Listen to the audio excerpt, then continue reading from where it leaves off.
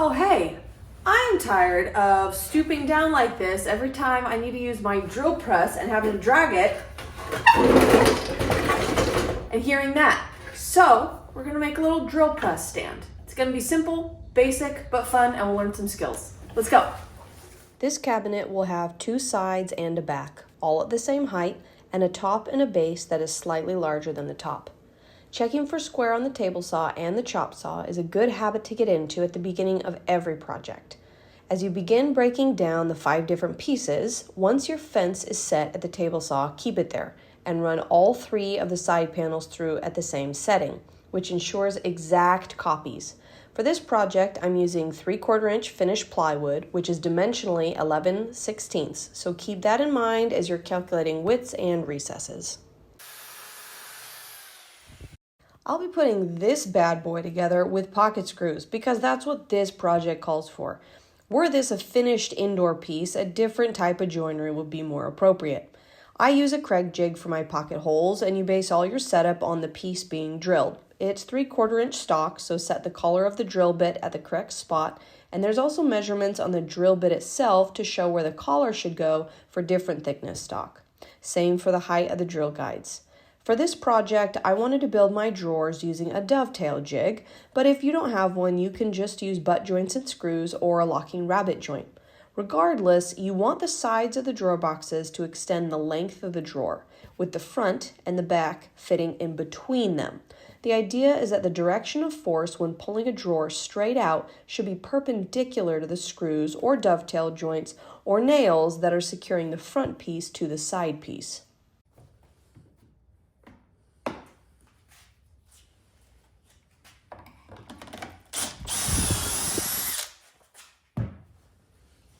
When attaching panels together, I like using clamps to line up the outside edges so the piece I'm screwing into doesn't shift.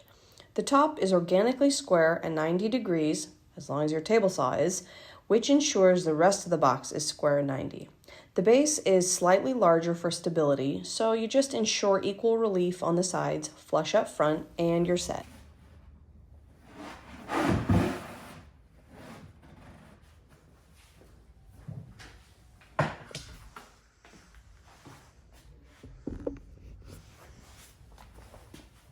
As this is my first time building drawers, I laid it out very simply.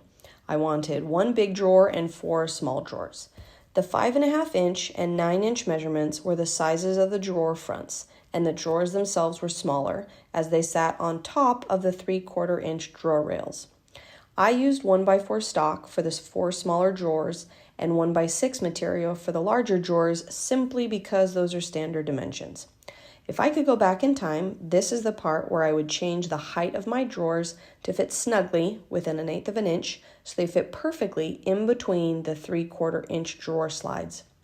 So instead of the box being 3.5 inches tall and having a gap of 1.25 inches between the top of the box and the bottom of the drawer rails, I would have made the boxes a little less than 4.75 inches tall.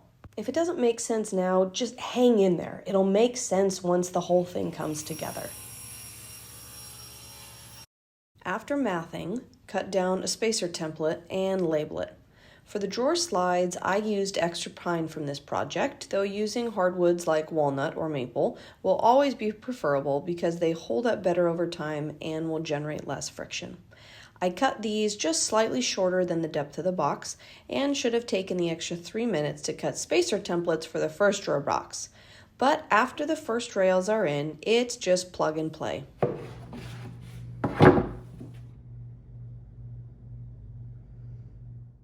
With the carcass completed, moving on to building the drawer boxes. Always trim the ends of the boards to start with and check your chop saw is square at the beginning of the project. Using a little stop block is the quickest and surest way to ensure uniformity as you cut all the drawer sides to length and all the drawers front and back. I used a Porter cable jig for my dovetails, and this is not a tutorial at all as this is my first time using it, but rather a taste for you to see what's possible. As an aside, this took me hours to get set up and perfected, but once set up, I was moving and grooving. So if you're making dovetails or even box joints or whatever, you need to mark inside and outside. So I marked inside with an I on these, and then I checked to make sure the insides lined up, and they did. It's exactly what I wanted. So with the eyes marked, we're gonna put them through the table saw, and for the drawer bases, I'm using 1/4 inch stock. So I put a 1/4 inch dado blade on the table saw. These are 3.5 inches wide. I want this to sit 1/4 inch in, so 1/4 inch of space, and then 1/4 inch of the bottom leaves me 3 inches. So we're gonna set the fence 3 inches over. So you take out your blade, put in the correct dado stack to make it 1/4 inch wide, and then set the height to be half the width of the stock or less. For me, that was 3/8 of an inch. Then begin running your boards through, making sure you keep the orientation the same so that the groove is on the bottom of the inside of each board. With all your pieces prepped, do a dry fit and ensure all corners are 90 degrees, then calculate the size of the bottoms you need to cut. I like a little bit of wiggle room when putting my boxes together, so I cut them slightly undersized. Because the depth of my dado groove was 3/8 of an inch, if the inside of my box was 10 inches wide, I would add 3/8 of an inch to each side, making it 10 and That is a tight fit.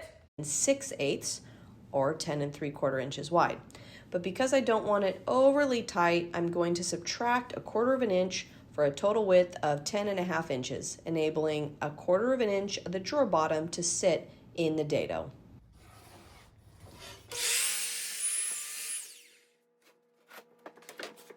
And with everything cut, get your glue and a little brush and start assembling. Because the width of my dado was exact, it was a tight squeeze to put these boxes together. A slightly wider dado or a quick sand on the edges of the bottom panels would have made this issue disappear. Don't forget to wipe off your extra glue right away, and you can use a flathead screwdriver in the corners, and these boxes are looking gorgeous.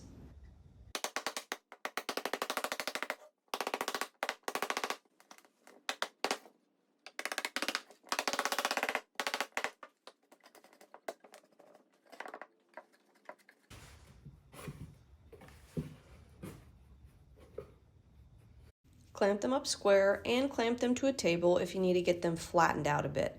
Never forget that anything is possible with enough clamps. Looking pretty good. After some touch-up sanding to ensure those corners look beautiful and your bottoms are ready to glide on the rails, time to cut the fronts. I did a full overlay using pine with an 1/8 inch gap in between each drawer front and an 1/8 inch on the bottom. The top and bottom drawer fronts ended up being glue up, so I grabbed my trusty dowel jig and got busy.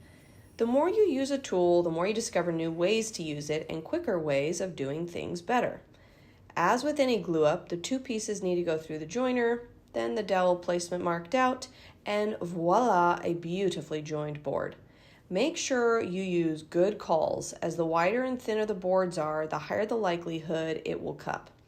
You don't want to squeeze the ever-loving life out of the joint, you just want a little squeeze out, so there's still enough glue left to adhere the two boards together. Label your drawers and put on your casters. I use 3.5 inch diameter ones. With the glue up dry, you cut all the drawer fronts down the height and width and prepare to enter Frustrationville. Attaching drawer fronts seems to be a science involving playing cards, washers, and hopes and dreams. I used clamps. Remember, you can accomplish anything with clamps. Ensuring the drawer box is centered, hold your front in place and somehow keep it there, either with fingers of steel or clamps, and then attach from the back with a couple of perfectly placed screws. For hardware, I used leftover pieces from past projects, lending it a quirk meets thrifty kind of vibe. So the plan was to put the drill press on top of this, but I put it on and it was way too high. And so I thought, well, maybe the bandsaw could work. So I put it on and it's too high. So I think the smoothest and cleanest transition is I'm gonna remove this box and then cut right here and bring this down a total of, I think it's about 6 inches, and that'll be perfect for the bandsaw. Time to improvise. I had to remove the top drawer rails, then the top, measure down, cut using my oversized track saw, reattach the slides, and then reattach the top, and we're back in business. Oh, my drawer box is out. I'm so embarrassed. So this is the simple rolling cabinet base that I made for the bandsaw. That was going to be for the drill press, but turned out it was perfect for the bandsaw after I cut down the top, new skill learned, and got to make boxes with dovetails, new skill learned, and didn't have to buy drawer slides, money saved. I spent a total of $160 for the sheet of plywood, the pine, and the casters, and I have a half a sheet left, so I'll be able to do another one of these.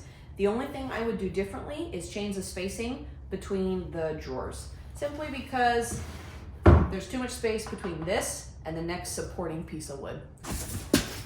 Quick update, I couldn't help myself. The drawers were falling out. So all I did was take some scrap pieces of plywood, put them on top of here, put some little shims underneath to give me just a little 1/16 of an inch gap. And now, well, besides pulling them out, but you can pull them all the way out to there. There's no sag. Super quick, easy fix. Also, you can rub soap on the rails to make it a little smoother. All right, that's all. So that'll change for the next project. But live and learn. So overall, an absolute win. 10 out of 10. Hope you enjoy and happy constructing.